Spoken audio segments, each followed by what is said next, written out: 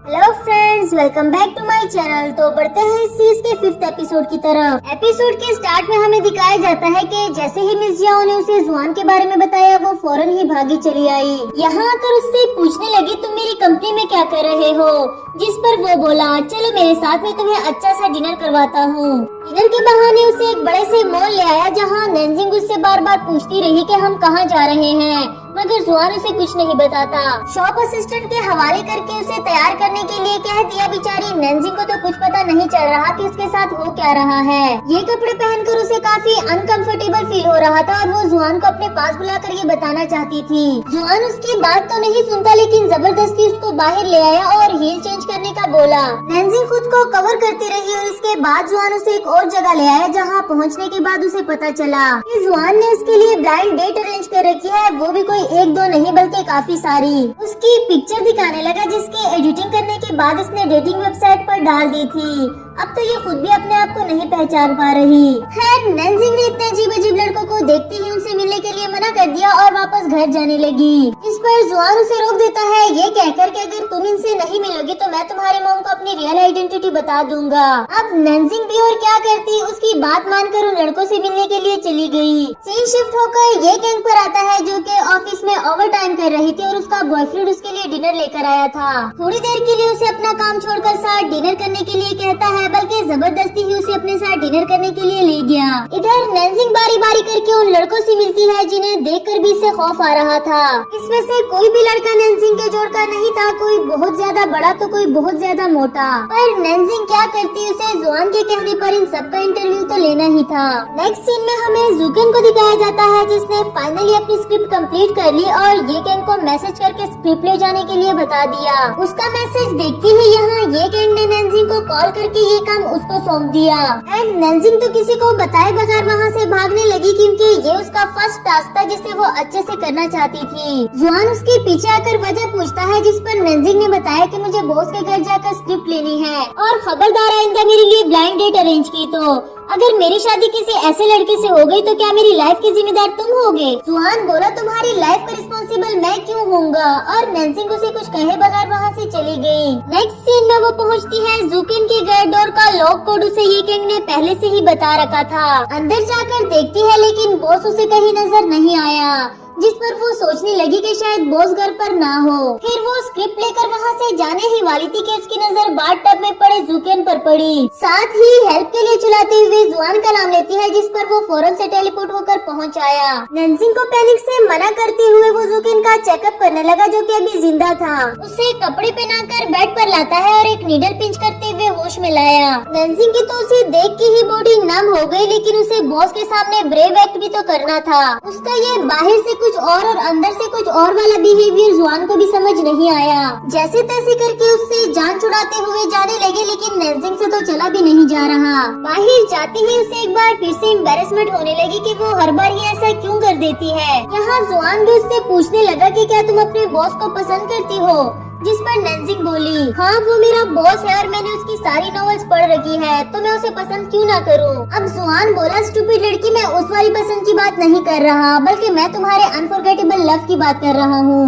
अगर तुम मुझे इसके बारे में पहले बता देती तो मुझे इतनी मेहनत ना करनी पड़ती। नैनजिंग कहने लगी, ऐसा कुछ भी नहीं है, मैं तो बस उसकी फैन हूँ और उसको मुझसे क्यों प्यार होगा, ऐसा थोड़ी ना होता है। लेकिन जुआन कहता है कि ये कोई इतनी मुश्किल बात भी नहीं है, तुम कर सकती हो अगर उसे अपने झांसे में लाना चाहो तो। फिर नैनजिंग उससे एक डेमो करके दिखाने लगी, उसे दीवार के साथ लगाकर किस करने की कोशिश करती है। ये सब कुछ जुआन के साथ अचानक से हुआ, इसलिए उसकी तो सांसें ही थम गई। यहाँ नैनजिंग कहने लगी, देखा कुछ भी नहीं हुआ, अगर तुम्हें मेरे सेड्यूस करने से कोई फीलिंग्स नहीं आई तो फिर बॉस को कैसे आएगी? बेचारा जुआन तो उसे कुछ कहे बगैर वहाँ से चल दिया। रास्ते में जाते हुए वो ये सोच ही रहा था कि आखिर मेरी हार्ट बीट इतनी स्लो कैसे हो गई थी। नैनजिंग भी उसको सॉरी करती है, ये कहकर कि अगर मैंने तुम्हें डरा दिया हो तो मुझे माफ कर देना, मैं तो बस एक डेमो करके दिखा रही थी। विंडो से नैन्जिंग की मॉम इन दोनों को साथ आता हुआ देखती है और नैन्जिंग को इन कपड़ों में देखकर तो वो कुछ और ही समझ गई। इसके बाद जुआन उससे जुकेन की नोवेल बुक्स मांगता है जिसे वो पढ़ना चाहता था। नेक्स्ट सीन में ट्रेडिंग करते हुए जुआन उसकी पिक्चर लेकर उसको सेंड कर देता है जिसमें वो फौरन से इसके पास चली आई। उसे ये पिक्चर डिलीट करने के लिए कहती है जिस पर जुआन ने उसे फौरन से बुक्स पहुंचाने का कह दिया। इसके बाद नैन्जिंग बुक्स लेकर उसके पास पहुंच जाती है लेकिन इनके साथ इख्तियार करने का एक लंबा चौड़ा लेक्चर भी साथ दे दिया। बताने लगी कि इस पर जुकेन ने अपने साइन कर रखे हैं इसलिए ये बुक काफी ज्यादा प्रीशियस है। जुआन उसकी इस बकबक से बचने के लिए बोला, तुम्हें अब घर नहीं जाना चाहिए या सारी रात मेरे घर रुकने का इरादा है। इस पर नैन्जिंग उसके पास ही पड़ा हुआ पानी का गिलास साथ उठाते हुए ले जाने लगी कि कहीं ये बुक्स को खराब ही ना कर दे। दूसरी तरफ घर आते साथ ही मॉम तो उसके पीछे पड़ गई, ये कहते हुए कि बस जल्द से जल्द शादी करके मेरा सबसे बड़ा ख्वाब पूरा कर दो। नैन्जिंग उनको अपनी सफाई देते हुए बताने लगे कि ऐसा कुछ भी नहीं है, हमने तो बस साथ डिनर किया था। लेकिन मॉम उसके झांसे में आने वाली कहाँ थी, उसको स्कर्ट दिखाती है कि अगर ऐसी ही बात है तो फिर तुमने नए कपड़े क्यों पहने, और वो नॉवेल्स जो आज तक तुमने किसी को भी नहीं दिए तो वो इसको कैसे दे दिए। नैन्जिंग कहने लगी, आप जो मर्जी सोच ले, हम कभी भी एक साथ नहीं हो सकते। इससे पहले कि मॉम उससे कुछ और सवाल करती उन्हें रूम से भी बाहर भगा दिया। नेक्स्ट सीन में नैन्जिंग वो स्कर्ट रिफंड करवाने के लिए मॉल जा रही थी और उसकी मॉम कहती है कि तुम्हें ये वापस नहीं करानी चाहिए, तुम इसमें इतनी प्यारी तो लगती हो। उनको 100% यकीन था कि ये स्कर्ट जियोंग ने दिलाई होगी, मगर इस बार भी वो कहने लगी कि मैं शॉपिंग पे जियोंग के साथ नहीं बल्कि सीसी के साथ गई थी। नेक्स्ट सीन में हमें जुआन को दिखाया जाता है जिसने नॉवेल्स पढ़ने के बाद जो कि इनकी सारी इन्फॉर्मेशन बोर्ड पर लिख रखी थी जो कि वो नैन्जिंग को दिखाता है। इसे देखकर नैन्जिंग बोली, कहीं तुमने हमारे बॉस का दिल जीतने का इरादा तो नहीं बना लिया। वो बोला, दिल मुझे नहीं बल्कि तुम्हें जीतना है। और तो और उसने जुकेन के डैड के बारे में भी सारी इन्फॉर्मेशन निकाल ली थी और तो उसने ये तक पता लगा लिया कि उसे किस तरह की लड़कियां पसंद है। उसे स्केच भी बनाकर दिखाया जो कि बिल्कुल ये किंग की तरह लग रही थी। जो क्वालिटी जुकेन को पसंद है उसमें से तो एक भी नैन्जिंग में नहीं, इसलिए वो कहने लगे कि मैंने तो पहले ही कहा था ये फजूल सा आइडिया छोड़ दो, वो बस मेरा आइडल है। जुआन भी कोई कम जिद्दी तो नहीं,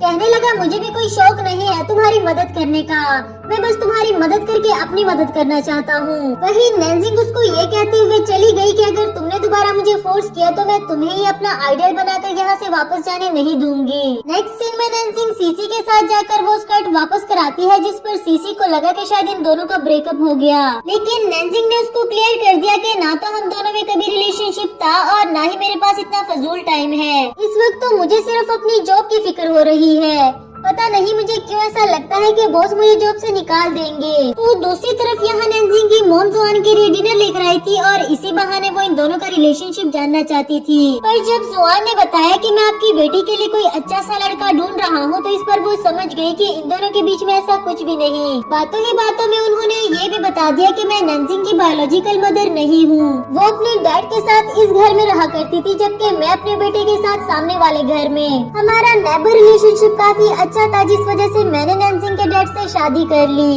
अनफॉर्चुनेटली एक दिन आग लगने की वजह से उन दोनों की डेथ हो गई, लेकिन मुझे नैन्जिंग जैसी बेटी मिली। तब से लेकर आज तक उसने ये घर किसी को नहीं दिया, लेकिन अगर वो तुम्हें यहाँ रहने दे रही है तो इसका यही मतलब हुआ कि तुम उसके लिए स्पेशल हो। यहाँ जुआन तो स्पीचलेस हो जाता है क्योंकि नैन्जिंग की मॉम तो असलियत नहीं जानती, लेकिन उनके जाने के बाद भी इसको सुकून नहीं आता।